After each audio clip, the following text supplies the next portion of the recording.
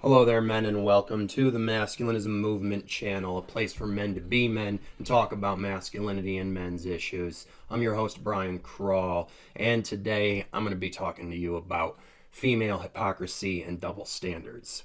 Perhaps what I hate most about women. So I have made a list here of all of the double standards and hypocrisy that is common to women that I could think of.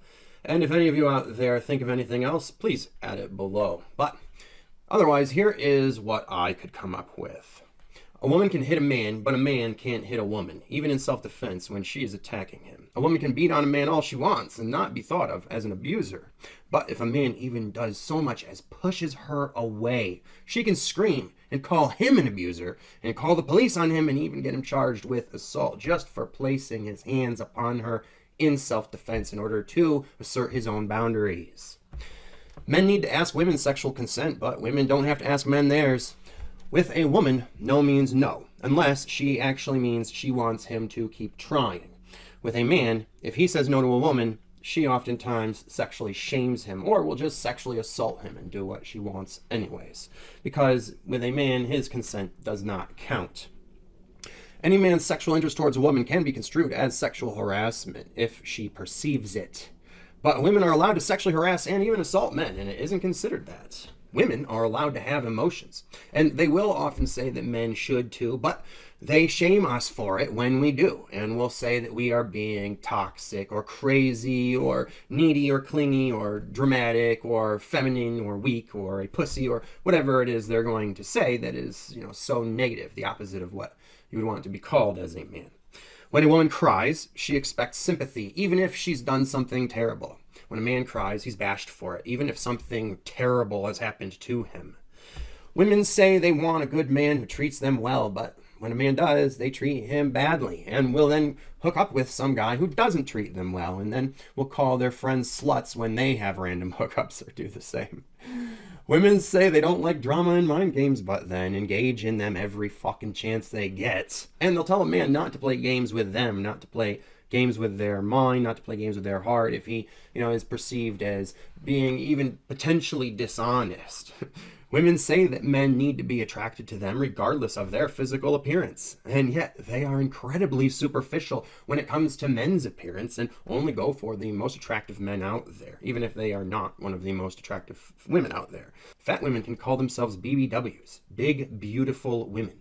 But there's no such thing as BBMs, big beautiful men, or BHMs, big handsome men. And women are even allowed to sexually objectify men based on a number of criteria: their fitness, their height, their income, and to objectify themselves as well. But men are not allowed to do anything remotely close to objectifying women by doing something so natural as focusing on her appearance, even though she is as well. Men and women have totally different professional standards. Women are hired less on merit and more on gender, whereas only the top performing men out there are hired. Women expect men to make much more money than them for them to even be eligible to date her, whereas the woman gets to choose any career she wants, even if it doesn't pay well, like something in the social sciences, which is what I went into, or to be unemployed and is not thought of as a failure or less than if she's an unemployed starving artist, for instance. She is seen as stunning and brave for being independent and following her heart, doing what she really wants with her life, right?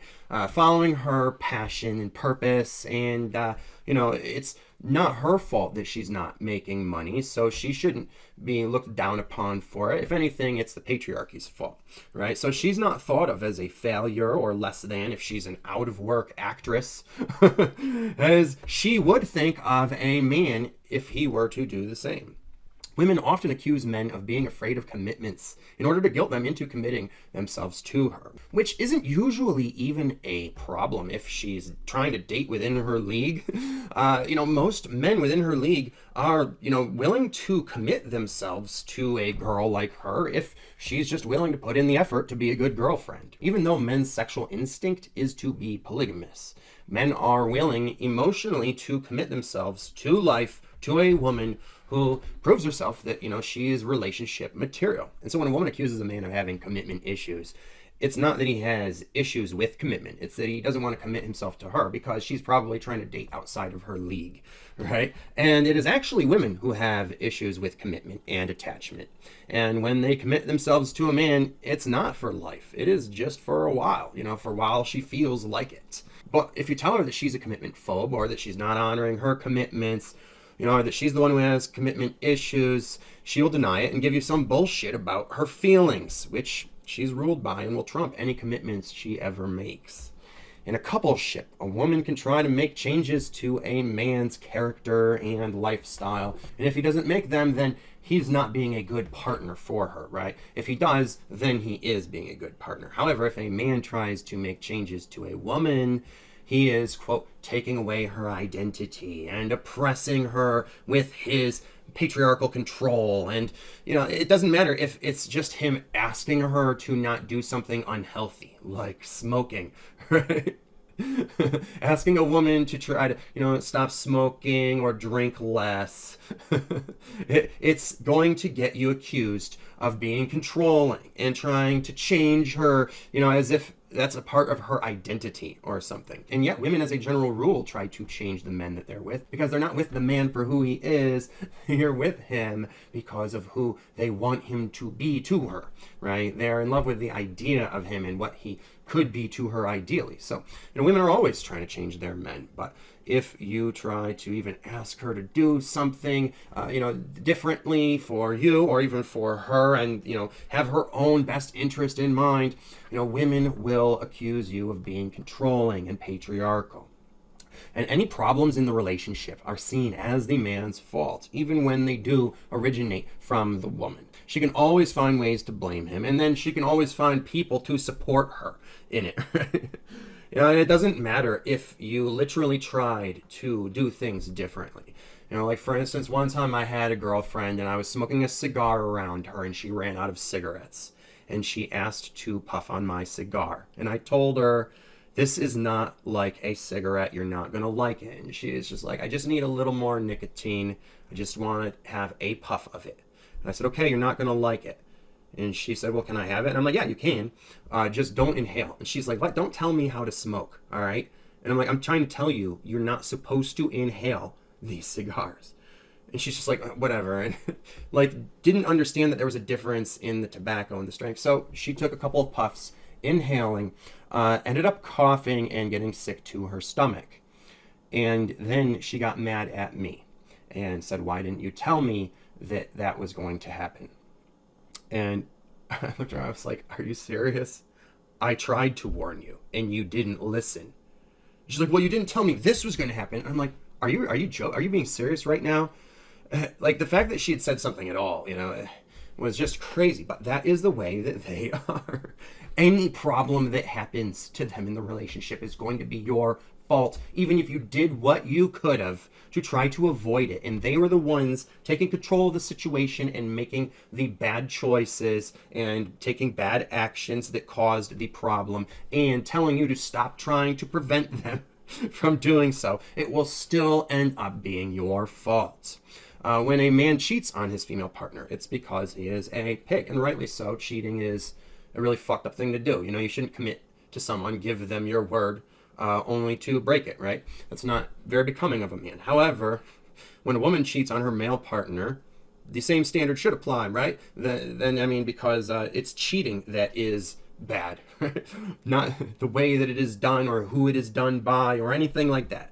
It is simply the fact that you've cheated. But we are saying that when women cheat on their male partners, they will say that it is actually because he was not supporting her needs enough, be it her emotional needs, her need for romance, her need for sex. Even if he was, and she just was cold to him and rejecting him constantly and just wasn't interested in him, women will find a way to turn anything around to avoid taking responsibility for it. Even if they cheated on you, they broke their promise to be sexually loyal and monogamous with you, they will accuse you of forcing them to do it and saying it's because you weren't doing enough for them. And another big sexual one is that male genital mutilation is completely normalized in our culture, while female genital mutilation is seen as a horrific human rights issue. So Why isn't circumcision seen as a horrific human rights issue for the same exact reasons that it is when a baby girl's vaginal lips, her labia, are being cut off? The same reasons should apply. Because babies don't have the right to consent to such a thing. I mean, that should be the only reason that you need. And yet, even though female genital mutilation happens very seldom compared to male genital mutilation of circumcision, feminists create awareness about it and such. But, there's so much more male genital mutilation going on that they don't talk about because this is a double standard. Men charged with a crime are criminals and deserve harsher punishments than women charged with the same crimes who are seen as victims of a system, a patriarchal system that has, forced them into this life, turned them into these criminals, and thus they deserve leniency. It's only the white men who are the ones who make conscious decisions to become criminals. When a woman accuses a man of rape, she's automatically believed. If a man accuses a woman of sexual assault, he's laughed at. When a woman gets raped by a man, it's a tragedy. When a young girl gets raped by a man, he is a pedophile and a monster.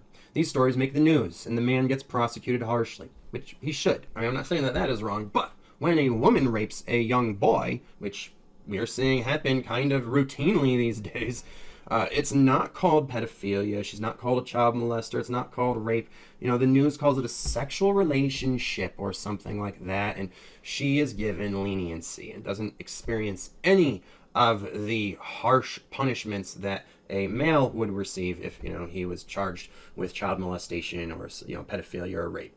If a man pokes holes in a condom to get his girlfriend pregnant on purpose, he can be charged with a crime, which, again, he should. When a girl steals a man's sperm, however, be it in this way or in any number of others, as there's, multiple methods that can take place and does, it's not a crime, and he actually owes her child support then for the next 18 years. Women say that they're strong and independent while exploiting men for money. Women say that they are as strong as men, but don't want to take jobs that involve the same physical labor that men have to do, and they don't want to compete against men in sports because that's not fair.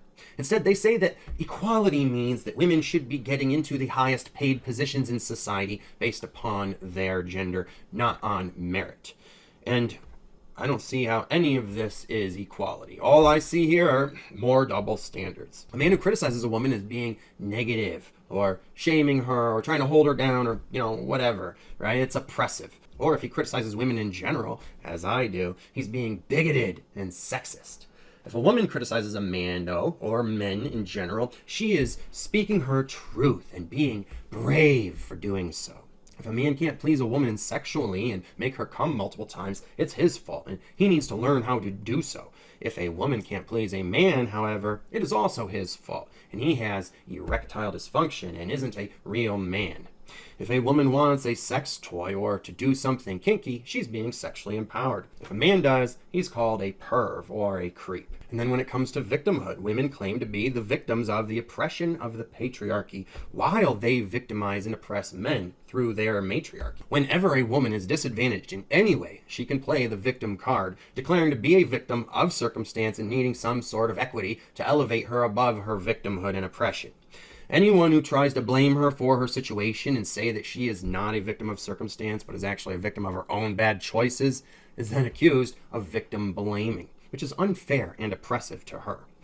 You can't, for instance, tell a woman who has been harassed or assaulted by a man that he may have done it because she was not being nice to him by leading him on and manipulating him until he reached his breaking point. She should assume no responsibility for her own victimhood. The man who wronged her is the one who should bear the full responsibility of the entire interaction, even if she did play a role in the dynamic. However, when a man gets victimized, you think he can play these cards? Of course not. He won't be taken seriously and will be thought of as weak, especially if the person or people he claims to be victimizing him are female. Then he'll be laughed at and just told to man up. While being victim blamed, he can't try to accuse anyone of victim blaming him, for that's not how victim blaming works. The term is only meant to apply when women are being victimized and blamed for it, not when they do it to men. And then lastly, there's the blame game. When a man is in a relationship with a female, he will constantly be blamed for things he didn't do, and blamed for situations that he was not responsible for, and blamed for just about anything and everything. When the woman feels badly towards the man, it must be his fault. When the woman cheats on him, also his fault. When the woman hits him, certainly his fault. He must have deserved it. When the woman divorces him and takes half of his stuff and the kids, leaving him heartbroken, definitely his fault. After all, that's what he gets for being a man. However, if a man ever tries to blame a woman for something that she actually did, and tries to get her to be accountable and take responsibility for her own bad actions, he gets accused of guilt tripping her, shaming her, oppressing her, or being mean, or, being negative, or too critical, whatever it is she fucking wants to call it for him, speaking the truth and doing the same thing that she constantly does to him. He's now the one who's wrong and the bad guy. That's how women play the blame game. Even when they do something wrong and then get blamed for it, they can then pass the blame back onto the man for not being nice to her, or potentially causing her to do that thing in some way, because like I said, the woman cheats on him, divorces him, she's going to say, it's your fault, I did this stuff to you. All right, so that's how women play the blame game. But otherwise, those are all of the female hypocrisy and double standards I could think of, and that concludes this talk. Thank you for listening. Be sure to share your own thoughts and opinions on how and why women act this way by commenting below. If I forgot any, please share them. If you've had any specific experiences of female hypocrisy and double standards, please share them below. And if you like this video, be sure to hit the like button and share these messages with everyone by sharing the video on social media and talking about these things too. And lastly, check out the links in the description below for other resources for your masculine personal development, living the life you want to as an independent man. And if you can afford to donate, please do so with the PayPal link below, because your support funds me doing this work and fighting the good fight for men like you. And stay tuned for the next video coming out soon, which will be on how feminism has failed. And make sure you subscribe so you can be notified when that is. Until then, take care of yourselves, men, because no woman out there is going to.